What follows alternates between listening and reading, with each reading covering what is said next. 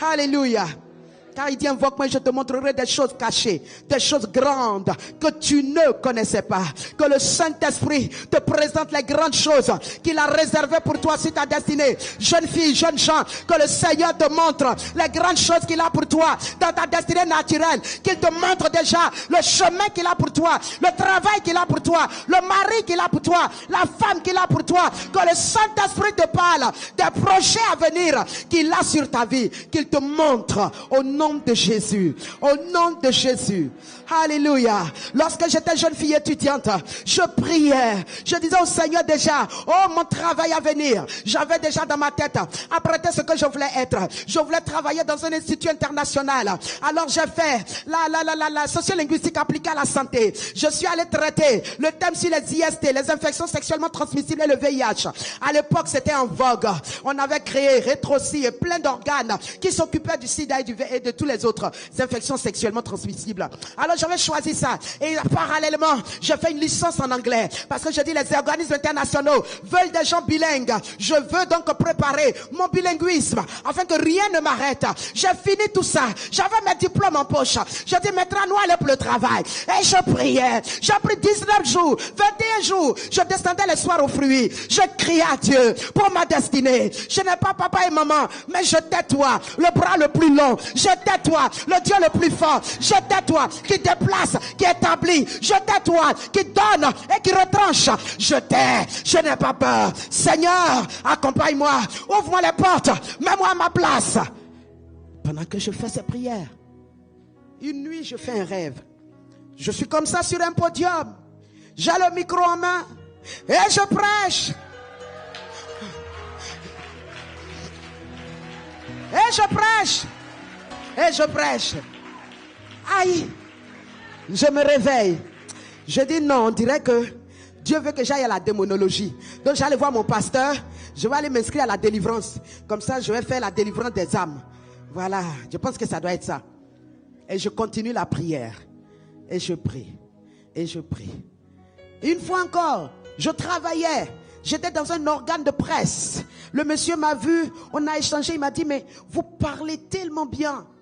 Vous maîtrisez le français, c'est pas possible. Je veux qu'on vienne travailler avec moi dans mon organe de presse. J'ai dit, il n'y a pas de souci, moi, monsieur, à la recherche de travail. Donc, on y va. Et on est allé. Et un jour, je rêve. Et on me donne l'organigramme de l'entreprise. Et dans l'organigramme, je suis assise et je regarde. Et puis je dis, mais lui là, mon diplôme est au-dessus de pour lui, pourtant il est au-dessus de moi. Lui là, mais moi j'ai plus que lui, pourtant il est au-dessus de moi. Jusqu'à la fin, j'étais la dernière sur la liste. Et j'étais toute triste. Et une voix, il était là dans mon dos. Il me dit, c'est parce que ce n'est pas ta place ici. Ce n'est pas ta place ici. Je dis, mais je me réveille. J'ai dit, ah Seigneur, j'ai eu tous ces diplômes. Laisse-moi travailler un peu quand même. Il faut que je travaille. Sinon je me dis quoi à ma mère? Je me dis quoi à mes parents? Saint-Esprit, laisse-moi au moins travailler. Et je m'en vais. Le monsieur m'appelle. Je ne sais même plus pour quelle raison. Et puis je quitte l'entreprise. Lui et moi on ne s'est pas entendu sur quelque chose. Et quand j'ai dit je m'en vais, il m'a dit mais tu es libre. J'ai dit ok bye bye. Et puis bon voilà, je suis parti. Je me marie. Je recommence mes prières. De minuit à 2h, 3h du matin. Seigneur, mon travail. Il dit oui. Ce jour-là, il me dit, bon, lève-toi. Va à Canal Horizon. Va déposer, il y a un poste là-bas. J'ai dit, ouais. Je me lève, je m'apprête. Mais Canal Horizon, ça y est où même? Je ne connais pas. Et puis je me rappelle, il y a une soeur qui travaillait à Canal Horizon. Je l'appelle, je m'en vais chez elle. Elle dit, hey, devant me prendre le téléphone. Elle appelle. Et puis sa collègue là-bas au bout du fil lui dit, oui, j'ai besoin de quelqu'un dans mon département. Elle lui dit, j'ai la personne idéale. Le CV, le profil parfait. Il est devant moi. Elle dit, bon, amène le lundi qu'elle vienne. Et lundi, il a plu toute la nuit jusqu'au matin, il pleuvait. J'ai dit, Seigneur, je dois aller faire mon entretien de travail. Je n'ai pas de voiture, je vais marcher, prendre Bakaï, Woro. Donc pluie, tu te tais. Comment je finis? Dès que je mets mon pied dehors là, tu t'arrêtes. Et c'est ce qui s'est passé. Je sors, il n'y a plus de pluie. Je prends mon Baka, mon Woro, je descends en liberté, je prends une autre, je continue. J'arrive au plateau. Je fais l'entretien. Avec d'abord la responsable du département. Ensuite avec la DRH. Maintenant elle me demande, mais qui vous a dit qu'il y a un poste ici et puis vous êtes venu? Je la regarde. J'ai dit, c'est Dieu. Elle dit, Dieu parle aux hommes. J'ai dit oui, Dieu parle à ses enfants. Elle dit bon, d'accord.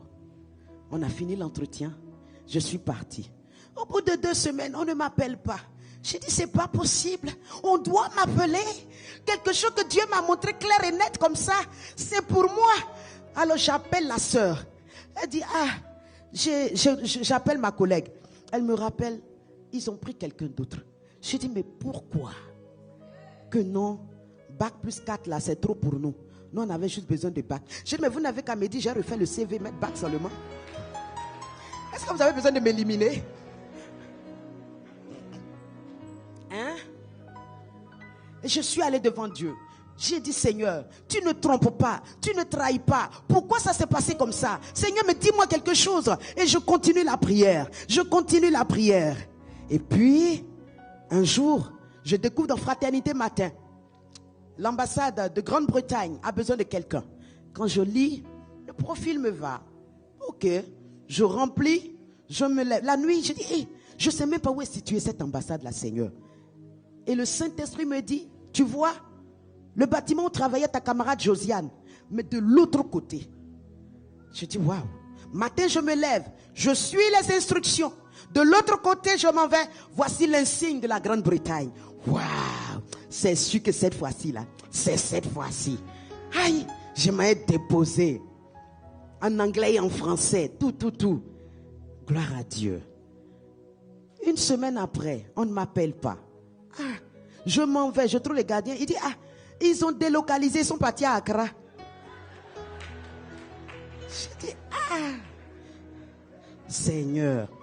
Mais je prie en langue des heures, les heures de la nuit. Je ne fais que ça. Le Seigneur me dit, ma fille. Et après ce dernier coup-là, j'en avais marre.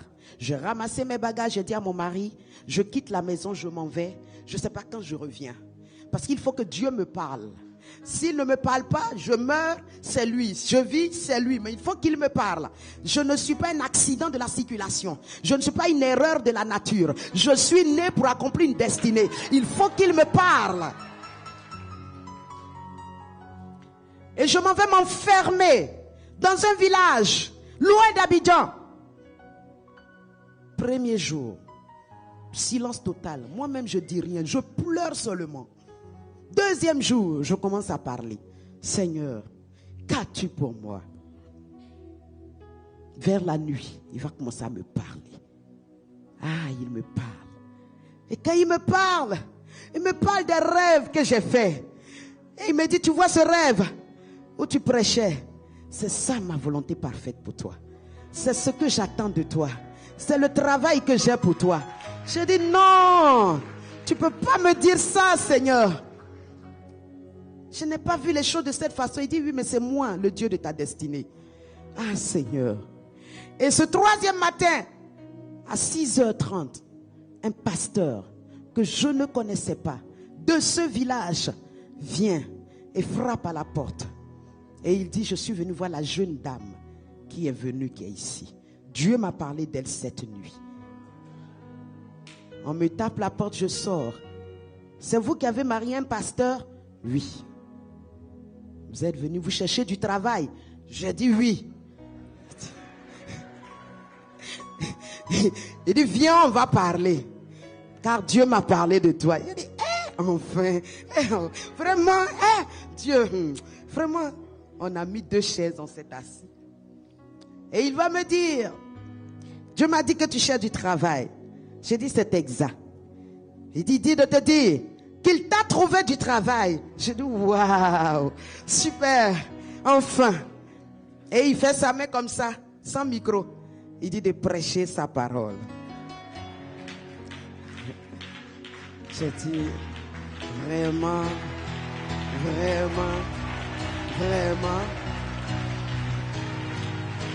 gloire à Dieu.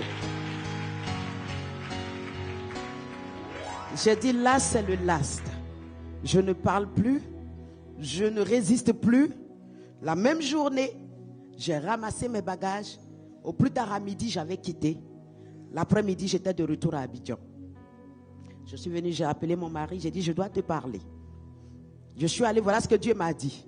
Et lui, il acclame Dieu. J'ai dit, mais pourquoi? Il dit, je le savais, mais je ne voulais rien te dire. Je voulais que tu le découvres par toi-même.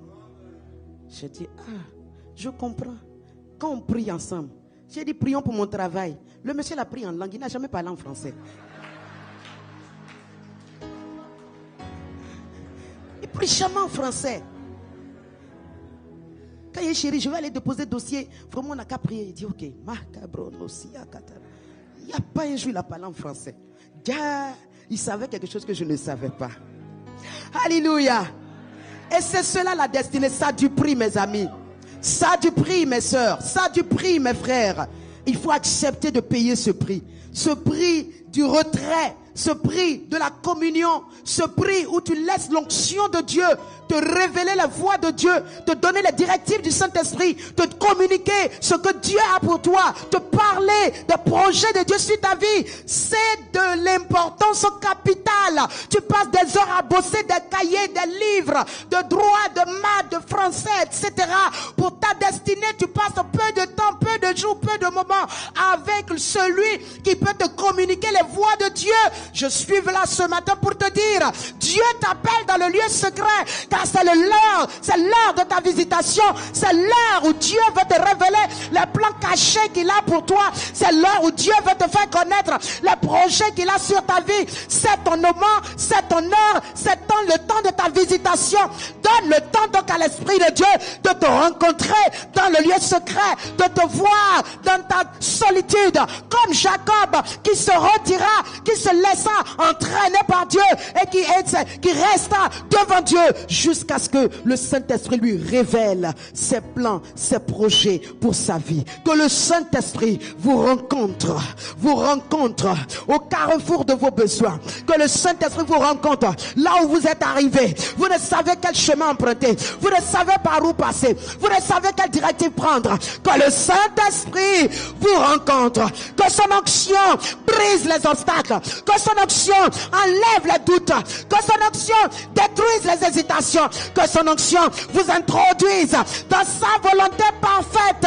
Que son onction vous révèle ses plans et ses voies. Que son onction vous donne de surmonter vos obstacles, vos difficultés, et qu'elle vous introduise dans le territoire de votre succès, dans le territoire de votre épanouissement, de votre réussite. Que l'onction du Saint-Esprit décapite les ennemis de vos destinées. Il ruine les adversaires de vos destinées. Il paralyse les persécuteurs de vos destinées et qu'il vous donne d'accéder à ces connexions divines à lui, à ces connexions à lui. Que le Saint-Esprit vous rencontre, qu'il vous rencontre. Que ce mois, le mois du Saint-Esprit, oh mon frère, ma soeur, si tu pouvais connaître et comprendre le plan de Dieu sur ta vie, tu donneras du temps au Saint-Esprit. Tu feras de l'espace au Saint-Esprit dans ta maison. Tu feras de l'espace au Saint-Esprit dans ta vie. Tu lui donneras l'opportunité de te croiser, de te parler, de t'affecter et de te toucher. Alléluia, alléluia. Le Saint-Esprit, il a sa voix. Que sa voix te parvienne. Que sa voix te parvienne. Que sa voix te parvienne. Qu'elle retentisse dans tes oreilles spirituelles. Qu'elle retentisse dans ton cœur. Qu'elle gronde comme un tonnerre. Qu'elle ne te lâche point. Qu'elle ne te laisse point oisif, indifférent et insensible. Que la voix du Saint-Esprit dans ton cœur déchire toute incrédulité. Détruise tout ce qui s'oppose à lui dans ta vie. Que la voix du Saint-Esprit te donne une nouvelle vigueur, une nouvelle capacité, une nouvelle force. Qu'elle te donne de l'assurance au nom de Christ Jésus. Au nom de Christ Jésus. Ah oui, mon frère, ma soeur, l'onction t'est donnée pour que tu fasses des merveilles, pour que ta vie soit belle, pour que ta vie soit embellie, que ta vie soit riche des merveilles, des trésors du ciel.